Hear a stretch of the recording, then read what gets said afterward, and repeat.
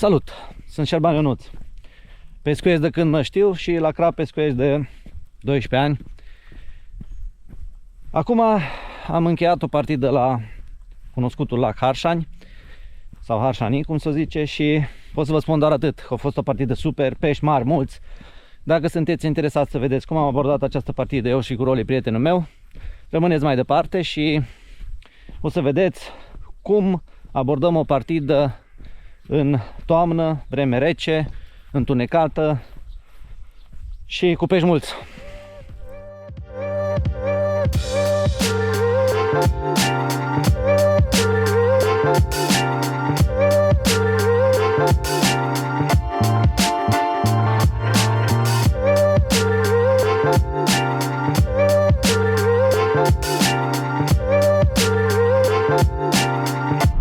Sesam, deschide-te!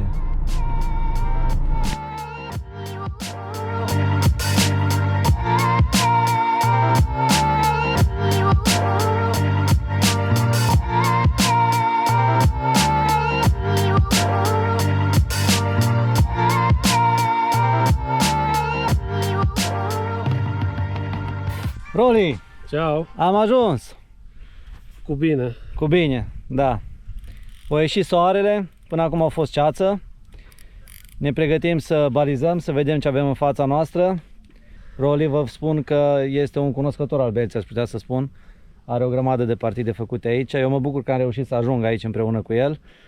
Și eu mă bucur că am reușit să-mi țin promisiunea care ți-am făcut-o. Da. Puteți să vă uitați dacă vreți la videoclip. Este o partidă care am avut-o noi împreună prin luna, cât a fost? Iulie?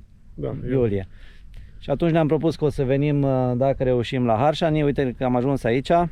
O să vă arăt niște cadre să vedeți cum arată balta. Pe mine m-a impresionat deodată. Arată frumos. Prindem ceva mare, ce zici? Eu zic că da. Așa zic și eu. Hai, ne punem să pregătim și vom ține la curent.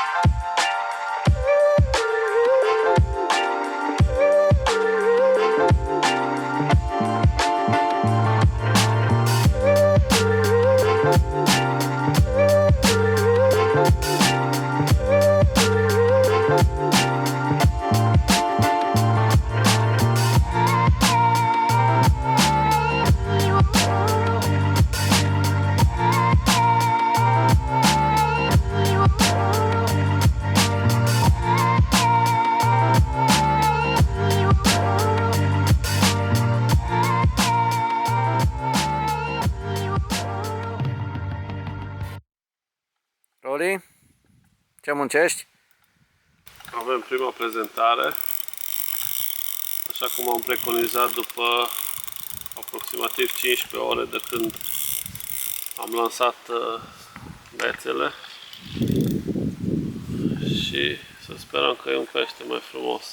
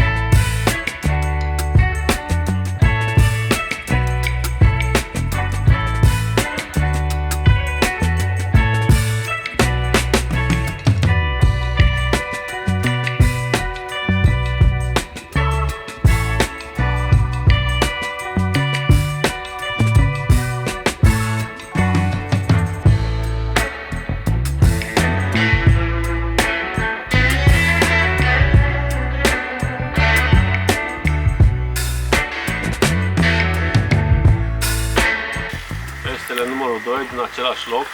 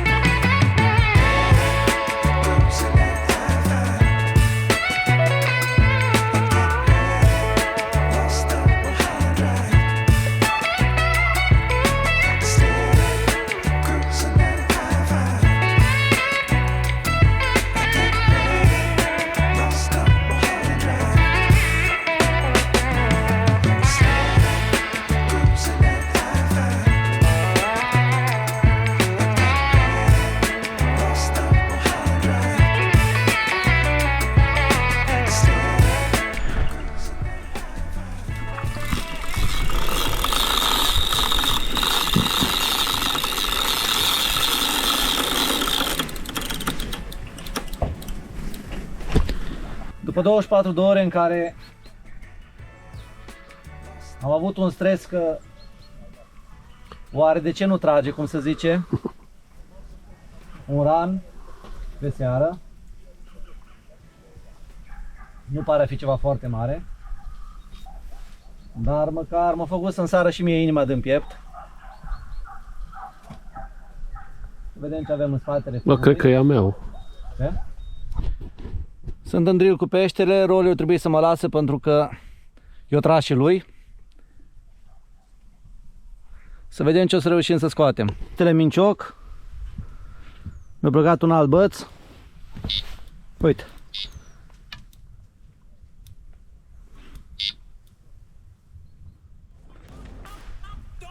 Să vedem dacă mai avem ceva în spate.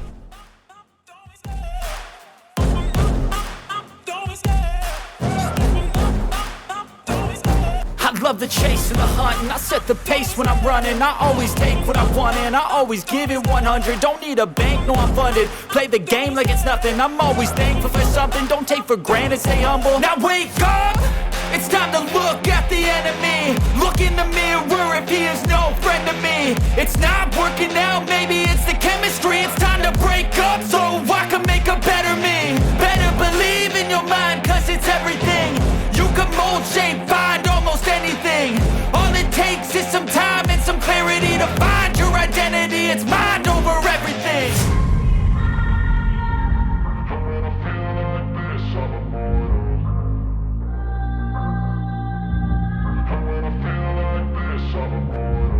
And when I feel like this, I'm immortal.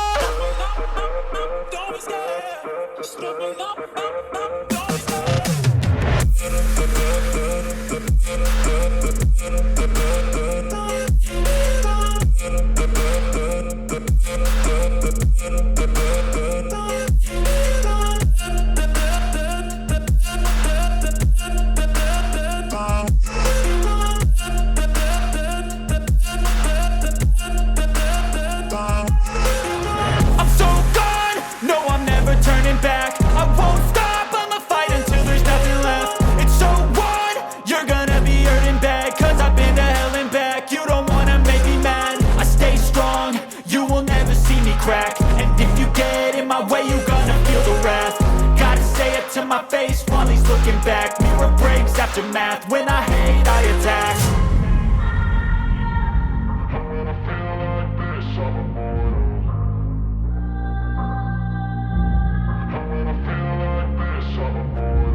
And when I feel like this, I'm immortal. When I feel like this, I'm immortal. When I feel like this, I'm immortal. When I feel like this, I'm immortal. Don't be scared. Don't be scared.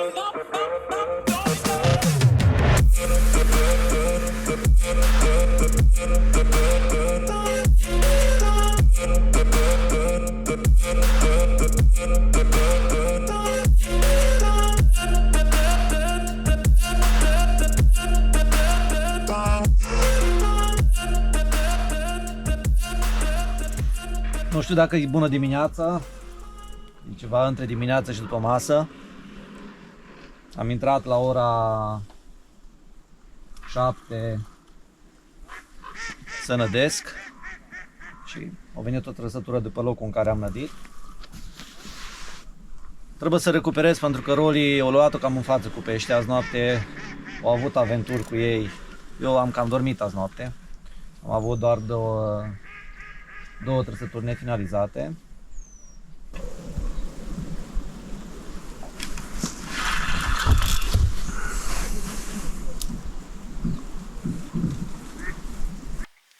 Imediat după peștele anterior a intrat un alt crăpușor, ceva mai frumos de data asta.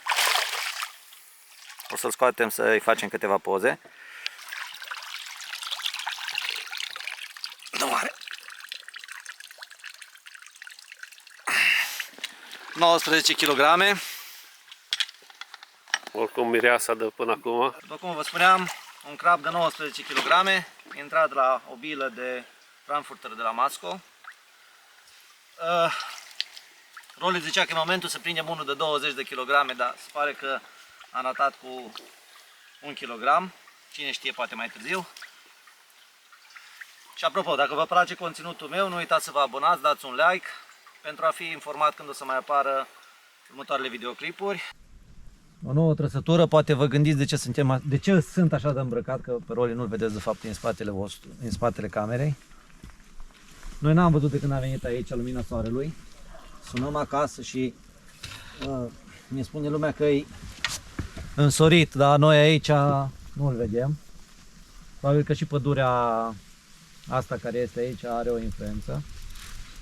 Am un nou pește. Peștele răspunde, deși nu e foarte cald afară, sunt în jur de 10-15 grade, dar și apa e rece, cam 10 grade sau cât are, 12-13, ceva de genul. 12-13.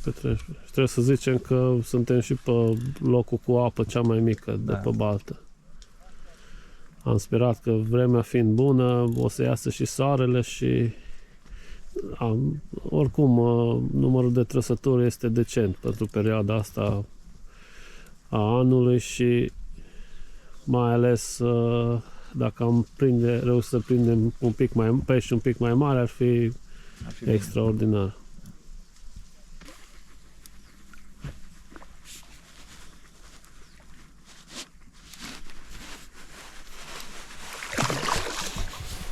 Bine, Rolly, mersi! L-am prins!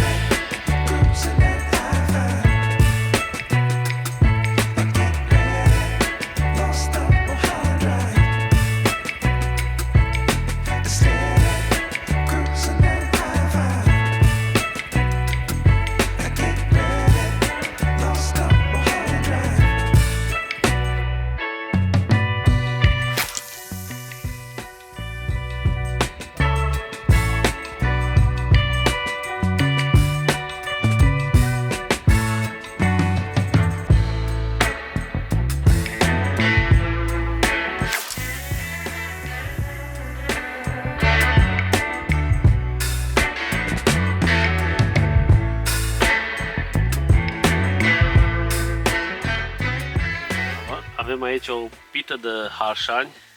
Se pare că pite nu sunt numai la Salonta sau Mădăras, la Ianis avem și una de harșani.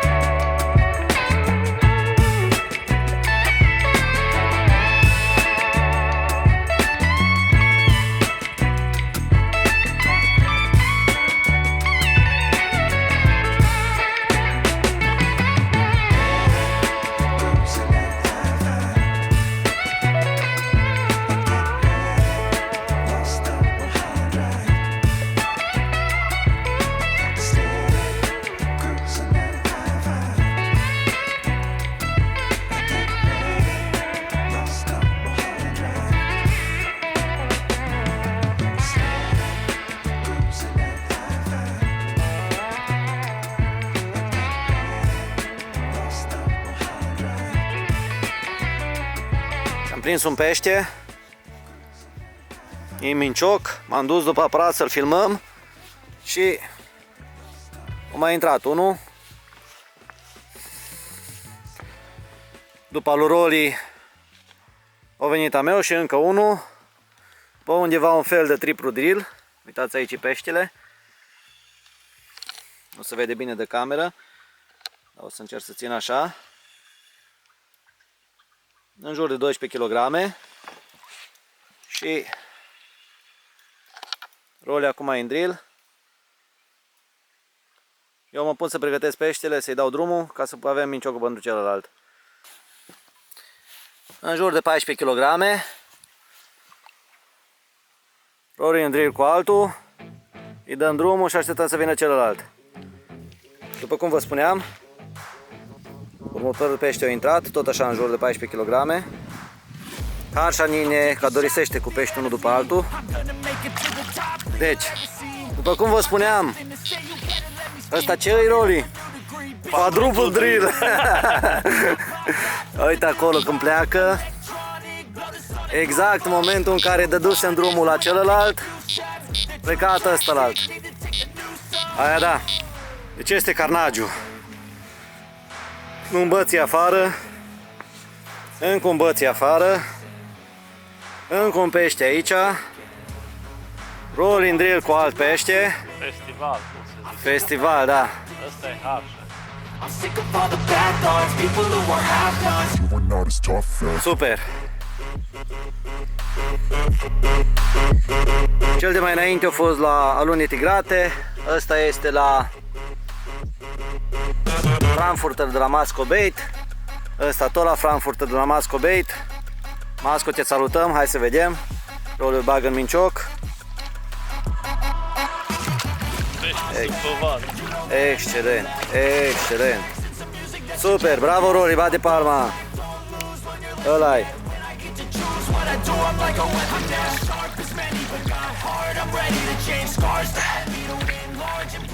Un comun de 16 kg. Are 2 kg și jumătate. Am vizitat în seara asta. I've been chasing, all here for the taking. Don't wanna test your luck with me.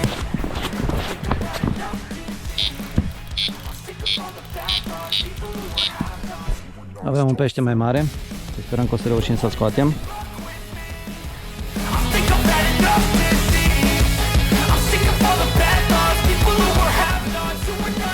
L-am prins! Roli, l-am prins! 25. Roli zice că 25, într-adevăr e un pește frumos. Over, eu zic o fi. Dacă tot am zis că trebuie să prindem un over astăzi, nu? Da. Da.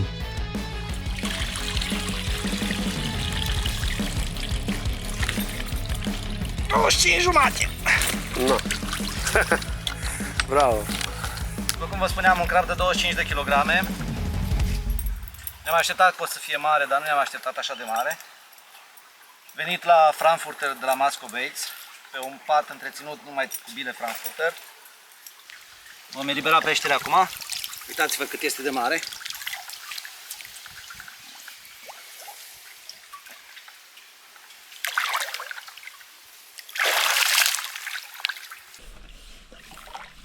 Un comun frumos de Harșanii, cum se zice? A intrat? Da. Astăzi după masă, tot pe zona nărită cu bile, a intrat un comun frumos de 20 de kg, 20 kg jumate. Un comun de Harșani. O să încerc să ridic, să vi la poze. Un animal frumos. O să dorm și un ran m-a trezit. Ultima zi, peștele cu numărul 20. Un pește frumos, uitați-vă ce colorit frumos are.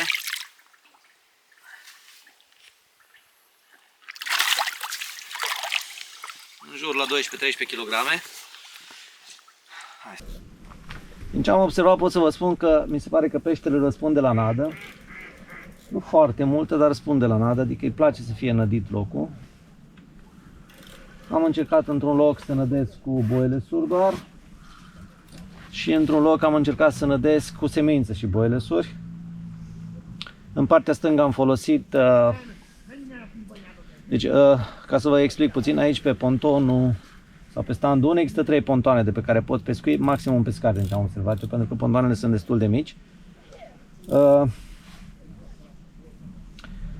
Inițial, rolul eu pescuit, cum te uiți înspre baltă, rolul eu pescuit pe pontonul din dreapta, eu l-am luat pe cel din mijloc, fiind cel mai ușor accesibil ponton din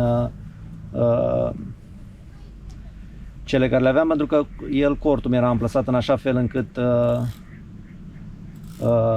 era pontonul fix în față. Dar după, uite cum pleacă, uitați-vă aici. După câteva momente în care am așteptat să văd dacă peștele răspunde, după 24 de ore aș putea spune, m-am hotărât că nu este locul cel bun. În concluzie am schimbat locul. Am venit pontonul din stânga, cum ar fi, și mă pescuiesc cumva înspre administrație, se construiește aici un restaurant, înspre acel restaurant pescuiesc. Și direct în fața mea. Distanța este aproximativ 80-90 de metri în ambele zone. În stânga am nădit doar cu boilesuri de la Masco Bait. În fața mea am nădit cu alune tigrate, cânepă și boilesuri de la Masco Bait. În stânga boilesurile folosite au fost gama Frankfurter, în fața a fost gama Hot Squid. Pot să spun că a răspuns foarte bine la Frankfurter. Și la alune tigrate am prins la cârlig, dar cel mai bine a răspuns la Frankfurter. Cel mai mare pește de până acum, un crab de 25 de kg, a intrat la Frankfurter. Mai târziu o să vă povestească și Roli cum s-a decis să pescuiască zona lui, care au fost zonele care le-a abordat. Eu o lansetă o țineam întotdeauna pe zona din față și una pe la zona din stânga și în funcție de cum răspundeau peștii mai mutam.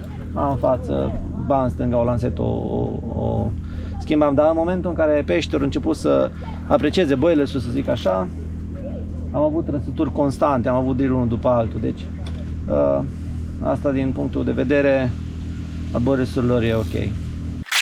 Ne spui, te rog, cum ai abordat partida asta? Păi, cam ca și restul partidelor de pe acest lac, și anume boile simplu de 20. De data asta prea multe variante nu sunt care funcționează aici, ori de 20, ori de 24 boilesuri. Și am ales să pescuiesc 3 zone de fapt, cu fiecare băț fiind pe capătul lacului. Locul mi-a permis acest lucru, să pescuiesc 3 zone.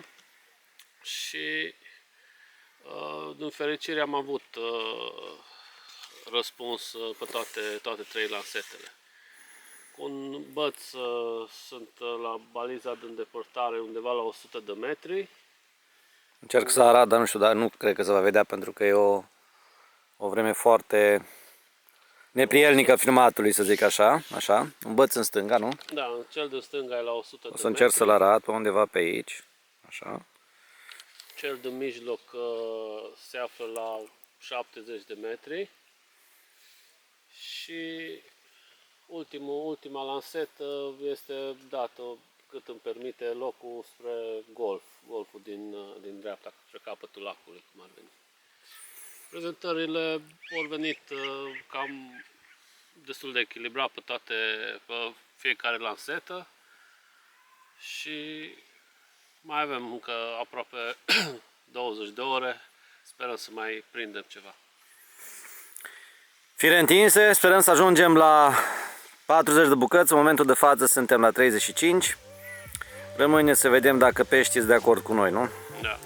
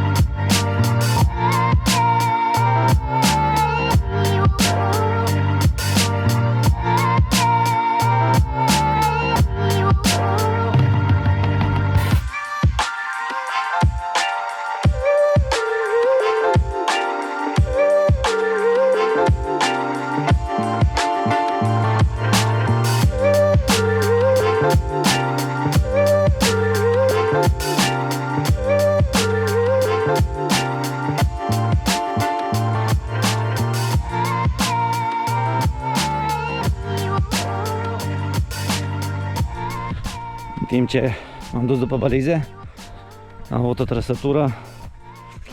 Role se ocupă de pește. Bine să vedem ce-o prins. Eram cu barca pe apă. Pești non-stop. Ce să mai... Uite-l pe Rory. Rory, comăi.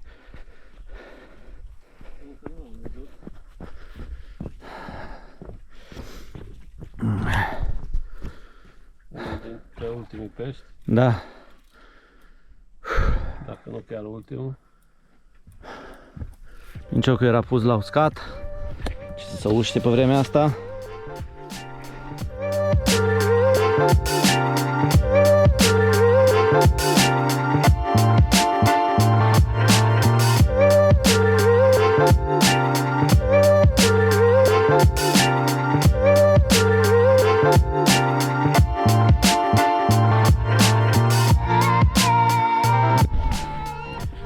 Iată, final de partidă, o partidă super. Am reușit să prind împreună cu Rolly, asta să nu greșesc, cred că 54 de pești, ceva în genul ăsta. O baltă super, pești bătăioși. Am media, pot să zic, în jur de 13-14. Am prins și mai mari și mai mici. Cei mai mari, sau vedetele partidei, sunt un comun de 20 de kg și jumătate și o crapă oglindă de 25 jumate. Cred că e cel mai mare pește care l-am prins eu anul acesta. Concluzii: trebuia pescuit nu cu multă nadă, cu bile, la boiles, și insistat. Trăsături am avut permanent. A fost și triplu drill. Deci o partidă reușită, deși vremea nu a ținut cu noi. Am avut o perioadă în care a fost permanent ceață, întunecat, frig, rece, lucruri de genul ăsta.